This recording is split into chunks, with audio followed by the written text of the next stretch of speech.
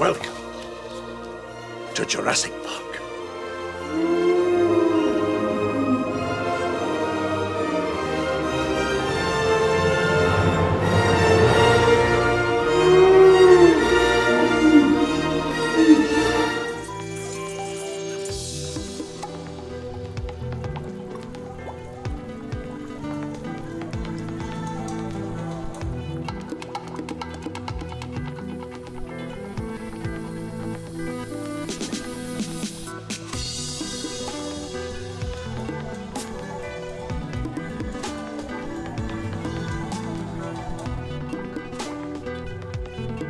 That's right, everybody. We have X. This is Atlas. He's the proud father. So say hi to the people. Atlas and his baby mama Gaia are African fat-tailed geckos. So these are terrestrial geckos from West Africa, countries like Senegal and Cameroon, I think, places like that. They share a native range with the ball python, actually. These two, we recently just acquired. We have a video of when we picked up 3 new geckos. And yeah, these guys are just amazing. They're about 2 years old, the pair of them. And the funny thing is, Gaia was actually gravid when we first got them. So there's, we got 2 geckos for the price. No, that was wrong. We got a bunch of geckos for the price of 2 because we have 2 in the incubator right now, and later on in this video we're going to talk about how many we might actually get. So this process took a little while because at first Gaia wouldn't really eat for us, and not to mention from conception to the first lay is about 4 weeks or so, and we didn't really know when these babies were made, so we were just kind of waiting it out but keeping an eye on her, and she was growing some big old eggies in there, and we could tell. They've been cohabbed since they were pretty young, really. I'm pretty sure I'm going to separate them unless I can figure out a large enclosure where they can both have their space, and I'll make hides that only she could squeeze into. That is an option because, they really don't bother each other too much. It's just, it's one of those things. Why risk it, really? And yeah, we also don't want them breeding all the time because then it kind of takes years off the female's life, or it can anyway, so it's something we might not want to do. But it's cool to see them interact with each other cohabbing, but again, it's not about us, it's about the geckos, so we'll see how that goes. We'll let you guys know. To facilitate the egg laying, we provided 2 humidity boxes. That way, if she was in there in one of them and she wanted her privacy, we could keep this big man out of it. We also made one with a smaller hole that only Gaia can fit in, so that and that ended up being her actual lay box that she chose.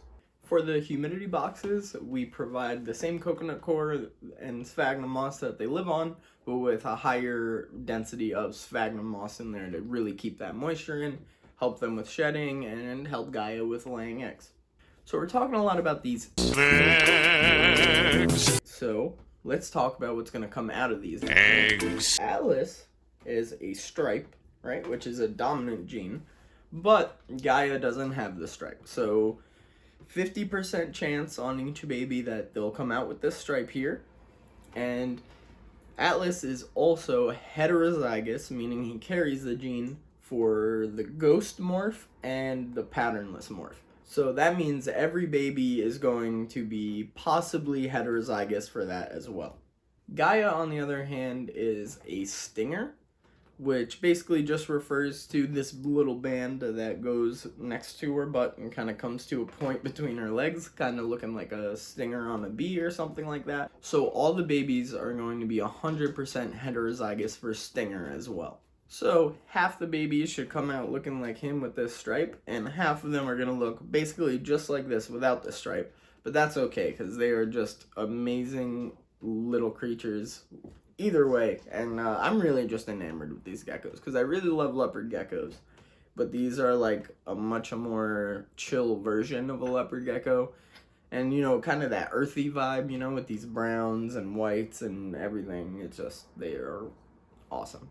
So Gaia's first clutch was laid on Halloween night, but these girls can lay About 5 clutches, sometimes even more. I'm not really expecting a full 5 clutches because she seems to be on the smaller end. She's a healthy breeding weight, but I don't expect her to just be pumping out like an egg factory. But I mean, it's possible, and it's pretty interesting. We might get a lot of little baby geckos out of this one.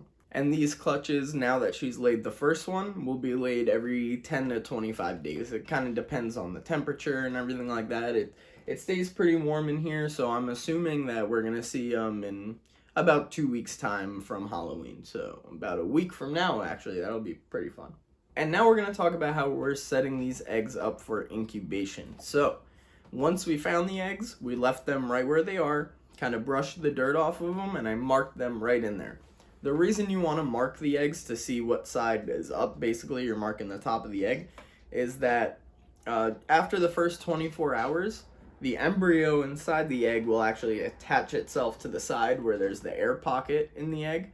And, so if you start rolling it around within that time, and we just didn't know how recently she had laid. We checked every night, so I guess we were in the safe zone, but just to be completely safe, once you start turning the eggs around, what you start doing then, if it's already attached to the side of the egg, is you'll drown it in the old goop inside the egg, and we didn't want that. We want some good healthy babies, so there you go. So we marked the eggs well, and then we got a deli cup that's not going to let too much air out, but a healthy amount of ventilation. There are holes around the edges and tiny ones on the top. And then what we did was we put vermiculite mixed with water. Vermiculite is it's a gardening thing actually to hold more water in soil when you mix it in the soil. But so what we did was, because you want the eggs to be obviously in a humid environment, but you don't want them to be wet because then they can mold, they can rot, things like that.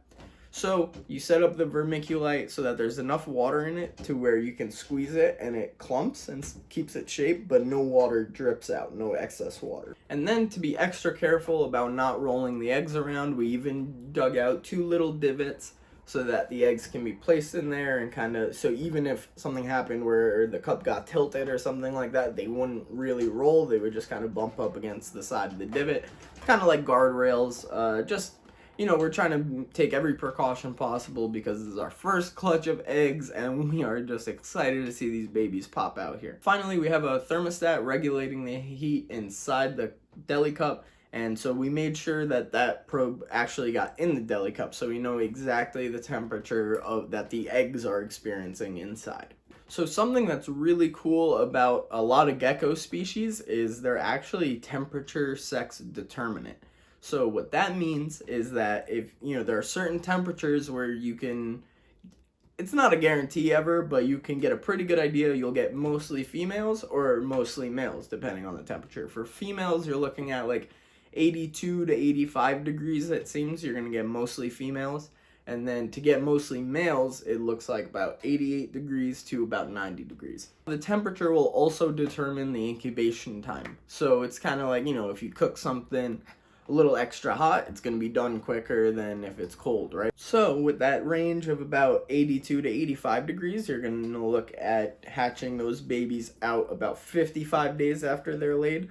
Whereas if you run them a little hotter, around 88 to 90 degrees, where you'll get mostly males, you're going to be looking at around 45 days. So it's a little different.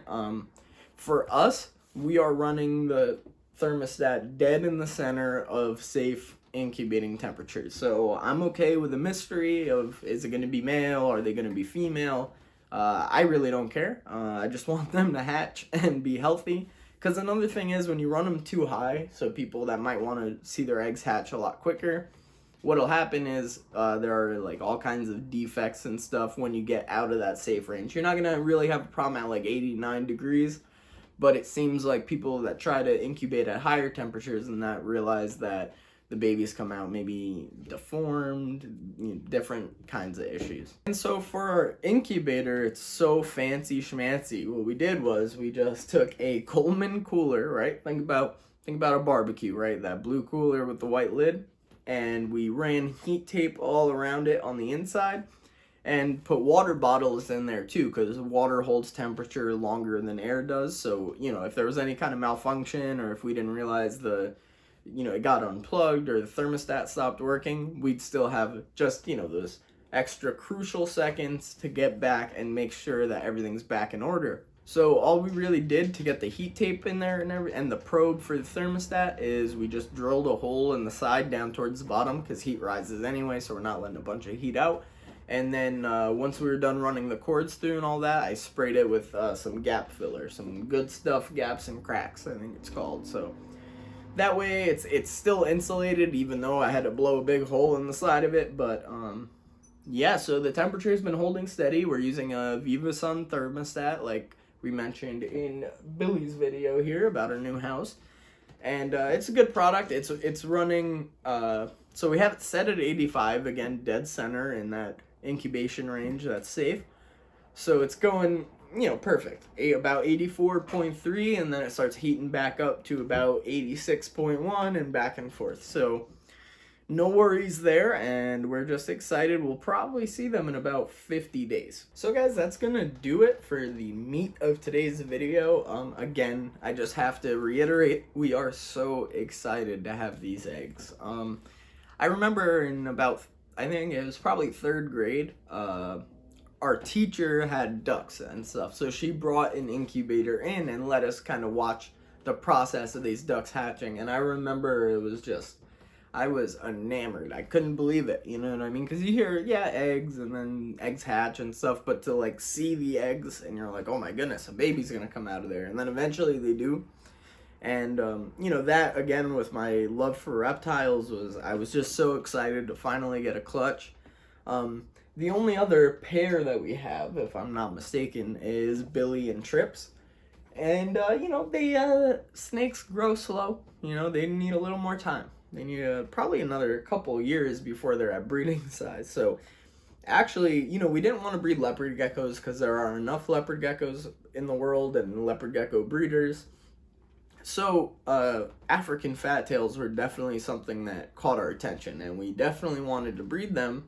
It just turned out that when we finally got a pair of African fat-tailed geckos, they were already gravid. So, I'm just, if you can't tell, I'm really excited. My birthday just passed. This is the best birthday gift ever. So, we'll let you guys know as more clutches come. We'll try to sprinkle that info into our new videos for you.